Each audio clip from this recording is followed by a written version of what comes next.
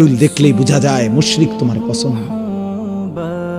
চুল দেখলেই বোঝা যায় কোন ইহুদির বাচ্চা, কোন মুশরিকের বাচ্চা, কোন বেঈমানের বাচ্চা তোর কলিজার মধ্যে। খোদার কসম বেটা, চুল চেহারায় যার বেঈমানের মতো, তার কলিজাটাও বেঈমানের মতো। চুল তোর বেঈমানের মতো, দিল অন্তরে বুঝি তুই জোনায়েদ বাগদাদি বেটা। বুঝো না? তুমি বুঝো না এটা? অন্তরে কারো আল্লাহ আছে কিনা, ঈমান আছে কিনা, আখিরাতের কথা মনে আছে কিনা? দোস্ত, তোমার চুল চেহারা, তোমার সারা দিনকার অঙ্গভঙ্গি, চলা ফেরা, উঠা বসা, এটা দ্বারাই বোঝা যায়।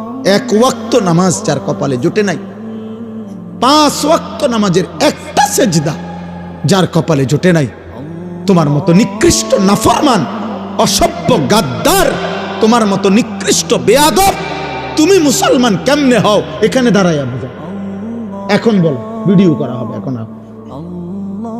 একটা বেনামাজি বল এখানে দাঁড়ায়, এখন দাঁড়ায়।